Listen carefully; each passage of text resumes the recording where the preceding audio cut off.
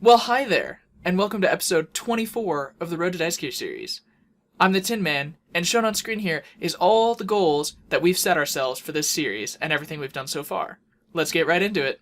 There we go. I've just finished the last Dungeoneering Daily I'm going to do for 120 Dungeoneering. I'm going to keep doing them until 200 mil, but this will give me that nice 120 Dungeoneering, and that's it. 120 Dungeoneering. I know I said that I was going to go for comp right after, but I haven't really done any of the requirements for it, so yeah, it's going to be a little bit. Starting off with some raids and then some Telos. This is the first time I did Telos with the Staff of Sliske, and even though objectively it was a very small difference between the Nox staff and the Staff of Sliske, I still felt it, if that makes sense. I just felt that less of my hits were splashing in the tendrils, and I was having an easier time phasing it. For the so much power in P4, there was, a dumb death in there, but, shit happens. But other than that, it went really smooth. The P5s went really great with the Staff of Sliske. I don't know, T92 damage versus T90 damage. It's not that big of an increase, but going up against the golems, some of those tsunamis were just pretty powerful. Now, I've been doing Telos mostly for the unique drops, and I haven't really been paying attention to the common drops that I've been getting, except for the onyxes and the rocktails and stuff. But I'm pretty sure that if I spent all of my AFK time just mindlessly alching, not even pairing it with something to make it lossless or anything like that, and then I spent all of my other time doing Telos, I'm pretty sure I would get more alks doing Telos than I would actually use up. Because not only do you get the rune maces and the rune bars and all that kind of stuff, but you also get the dragon stones, which turn into alks. If you make D-stone bracelets, that's 10k each. The black D-hide turns into alks. The battle staves don't really have a use other than alks. I mean, other than breaking down some of them for powerful components. But Telos drops a lot of straight cash. Well, I died. It was P3. The onslaught was just not there. Did no damage. And then the beams kept spawning on him, and it was just a race against the clock, and he just kept exploding, so. Got some good stuff. That was a really good streak. I think that's the longest streak I've ever done. So definitely going to try to top that for the next one.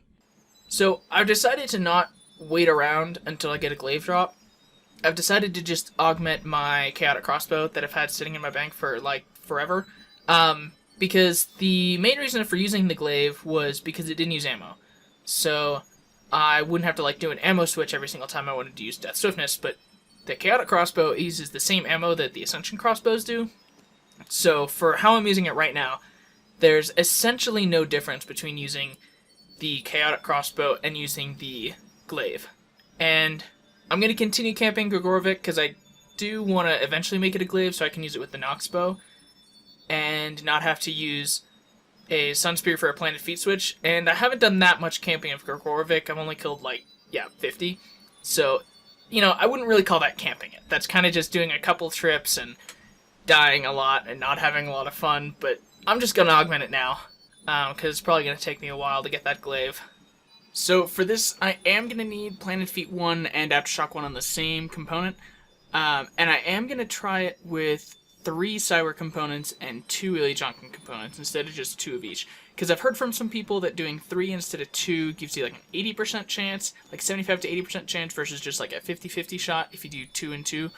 And since I'm only aiming for 1 component, doing 2 and 2 twice is virtually the same as doing 3 and 2 once, but I'll have an extra component left over in case it doesn't work out. So the next time that I get a wand or a crest from Hellweir or something, I'll have that extra component, which is another chance to get the Planted Feet Aftershock 1. And if I fail the 2 and 2 twice, then I'm just left with no Cyber components, which would kind of suck. Alright, here we go. Gotta make sure I'm boosted. Yep, okay, and yes! There it is. There it is. Thank God. I'm really glad I do not have to go back to Hellweir. That saves me a lot. I am just done with Hellweir forever. Got the pet, got all the Aftershock, or Planted Feats that I need. That's, awesome. Awesome. Oh, wow. Okay. That's pretty cool. It's gonna make a, nice dice corroming perk for my, Rorari setup. That's awesome. I'm kind of glad I got one of these first, because, If I just immediately got the main hand glaive, then I wouldn't have any corroming at all. But yeah, this is gonna help me out some. Cool. Oh, wow. Oh my gosh. Yes. Holy crap. That was like 5 minutes later. And I'm done. I'm finally freaking done with this boss. Thank God. I am never, ever coming back. I am literally never coming back to this boss. Thank God. I cannot believe I got the glaive set that fast. Like, it hasn't even been that long since I made the chaotic crossbow. Like, I think I've only killed like 5 or 6 maybe? Yeah, okay, 6. So, yeah, 6 kills, and I get both the main hand and offhand glaive, which is pretty much just like exactly what I needed, which is just unreal. I cannot believe that I got it that soon. Like, I'm a little disappointed because now it means I'm going to have to level up the chaotic crossbow to get the Planted Feet 1 Aftershock one back, but oh my god, that is just incredible. Like, at this point, I think Gregorovic is, like, technically one of my luckiest bosses. I don't know if this is what Jagex is trying to move towards with the mining and smithing rework and removing resources from drop tables, but if you look at the drop tables of Nex Angel of Death and Telos, you'll notice that, like, it's at least half of it is alkables or things that can be converted to alkables, like the Black Dehides and the Rebars, etc.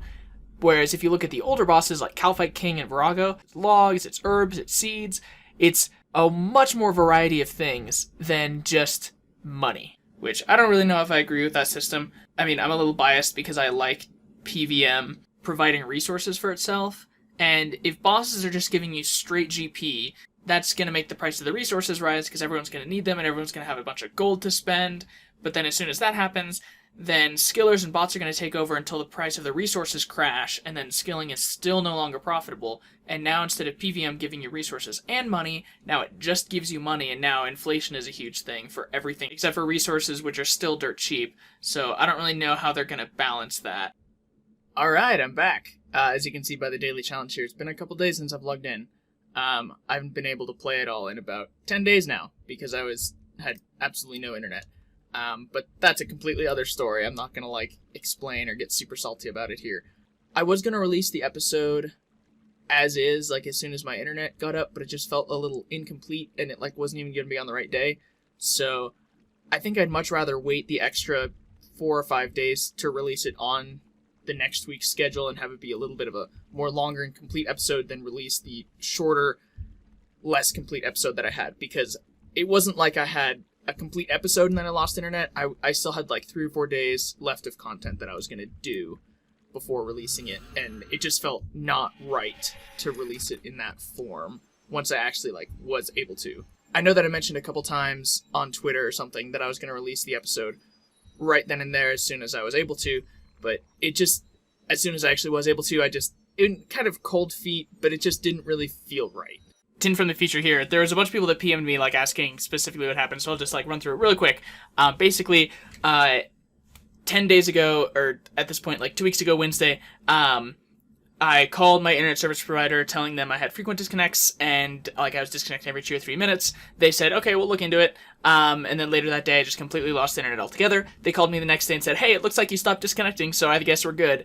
And then it went to my voicemail, and so then I called back the next day and I said, hey, we're not good, and they were like, okay, we'll look into it again, and that was a Friday, and then the next Tuesday, they called me back and they said, hey, so we haven't really done anything since Friday, because, there was a weekend, lol, and I was like, you're a business, but okay, and then they're like, yeah, so we're gonna have a technician call you within 72 hours, and I was like, cool, so I have an appointment. It's like, no, they're gonna call you within 72 hours to set up an appointment, and I was like, okay, and they're like, yeah, and if they don't need an appointment, they'll just call you and talk to you, and I was like, alright, I don't really get this, can I just talk to a technician now? And they're like, nope, within 72 hours, and I'm like, okay.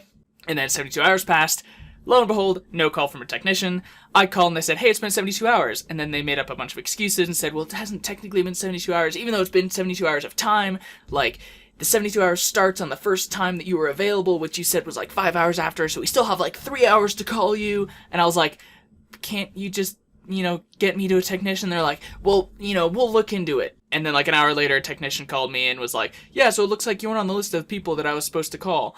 And yeah, so let's try and figure this out. And like 10 minutes later, it was fixed. Like, it was a very simple thing on their end. Like, they just had to turn off and turn back on again the router on their side. Like, their local internet like, not router, but like super router or something. I don't exactly know the terms, but they just had to turn it off and turn it back on again, and it took them like 2 weeks to do it. So, yeah, wasn't my fault at all. I tried the best I could, but yeah, rant over. So the skill cape perks came out when I was gone, and I'm going to be adding the attack, strength, and defense to my max cape, and then I've also bought a bunch of the other capes, because I can see myself using that perk at some point in the future. And if I've missed any that I should buy, because there's some niche use that I don't know about, please let me know, or if there's a better combo for a max or comp cape, let me know. I just picked the best ones for combat, since that's mostly when I'm wearing my max cape, and I can just wear these capes individually when I need to use that perk, and rip my bank space. Oh my gosh, there's another. That is certainly a way to come back. That is certainly a way to come back. I know that I said that I was gonna be done with Gregorovic forever, but I knew that I'd eventually want to go for Final Boss one day, and it would really suck if the 4 components I use now got me chroming 2, and then if I got a drop between the 65 or so kill count and the 100 kill count, and then that also got me, those 4 components also got me chroming 2, I was like, you know what, maybe I'll just camp for the 100 KC now, so that if I get another drop, I can use 5 components and be guaranteed to get chroming 3.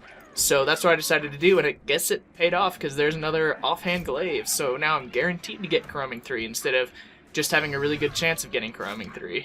It's a good thing the tactics haven't changed much for AOD, because I would have been, like, screwed. Like, rusty as I was with the tactics that I had already learned, I died a couple times just, like, dumb stuff. I'm remembering from leveling up the Virtus books how long it takes for offhands to actually reach level 9. So, I've got 2 of them to do, so this is going to take a long time. And I'm not using Serenic here because it would lose a ton of charges with the boss and all 3 minions attacking me at once. Hey, there we go. First item. Took a while. Almost an hour, but there's an Armadyl chestplate. Oh, wow. Armadyl chain skirt and the War Priest of Armadyl cape in 1 kill. I've never had that happen before. Cool. Oh, cool. Another drop. It's only a couple minutes later. It's another nice component. Finally! That took a long time, but the first of 2 augmented offhand shadow glaives is finally level 9. That took, what, 3 hours and 20 minutes? Yeah, something close. That is a long time. And I've got 1 more to get to level 9. And some boots. Hey, another drop. More components. Finally, there it is. That was a long, long time to get those 2 to level 9. Just gonna finish off this one and then get the hell out of here.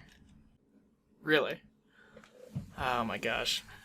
Well, I was trying to get gold bars to make the, slang rings for enhancing components, because I'm out of augmenters and I gotta augment that main hand glaive, and just got smithy. Nice. It's, number 6 skilling pets. It's pretty cool, considering I haven't really gone for any of them. Alright, it is finally time to disassemble all of this stuff that I spent so much time leveling up. It must have been like 7 hours or something. So I've got the Armadyl drops that I got there that I decided to level up. I've got this chaotic crossbow, which I'm disassembling to get the planted feet aftershock 1 component back, and then I've got the 2 offhand glaives that I'm disassembling to get the components to make Coroming. So there's the planted feet aftershock 1 component, augmented shadow glaive, and there it is. This is now my dice planted feet aftershock 1 switch for range. I don't have to use that sun spear anymore. I don't have to use a chaotic crossbow. This will work for every style. Main hands, 2-handed weapons. Regardless, I'm pumped. So for this quote week, I somehow managed to get a main hand glaive and 2 offhand glaives in 100 KC at Greg, which is just ridiculous. And then also got a pretty monster streak at Telos and didn't get anything. Already starting on the next one though, and I also camped a bunch of AOD. Hopefully I can get a drop from AOD soon, because I'm starting to feel like I'm going to land on the unlucky side of the spectrum instead of the lucky side of the spectrum. I hope you liked this week's episode. Be sure to like it if you did, and comment if you want to say something, and subscribe if you want to see more. I have a Twitter you can also follow me at, and if you happen to run into me in real life, you can follow me there too, but that's a little less societally accepted. But, I mean, if you don't really care what society thinks, then go for it.